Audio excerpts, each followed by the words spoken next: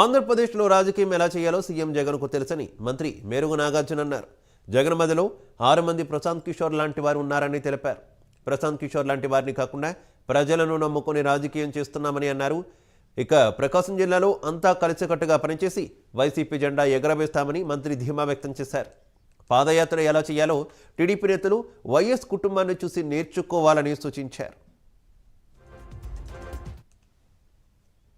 కాన్సెన్స్ ఎమ్మెల్యేని, మంత్రిని, ప్రకాశం జిల్లా ఇన్ఛార్జిని, పెద్దల గౌరవనీయులు, సుదీర్ఘ రాజకీయం ఉన్నటువంటి నాయకులు 8 సార్లు మరి పార్లమెంటుకి పోటీ చేసి గెలిచి ఆ కుటుంబం ఈ జిల్లాలో పేరు ప్రఖ్యాతులు ఉన్నటువంటి నాయకులు మరి ఎంపీ గారిని కలవాలని వారి ఆశీస్సులు తీసుకోవాలని వచ్చాను.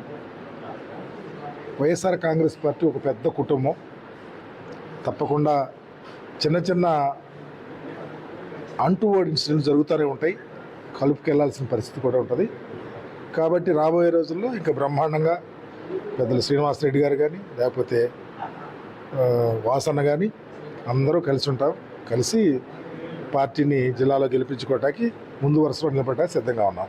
పృథ్వీ రాజకీయ నాయకుడా లేకపోతే రాజకీయాల్లో పోటీ చేశాడా, ఎన్నికల్లో గెలిచాడా, ఓడిపోయాడా?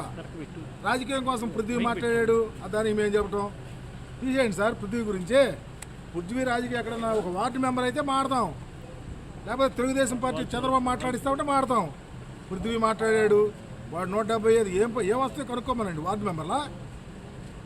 అదే 130 సీట్లు వస్తాయి టీడీపీ జనసేన పొత్తుకన్నాడు. ఆ పృథ్వీ ఎవరా పృథ్వీ అంటున్నా, అతను ఏంటి అంటున్నా, ఏం చేస్తాడు? రాజకీయ నాయకుడా లేకపోతే చంద్రబాబు నాయుడు కొడుకులాగా వార్డు మెంబర్ కానివాడా? పృథ్వీ మాటలకి జగన్మోహన్ రెడ్డి గారు రథచక్రాల కింద తెలుగుదేశం పార్టీ నలిగిపోతా ఉందని ఒక పక్కన చెబుతుంటే పృథ్వీ ఎవరండి? Thank you.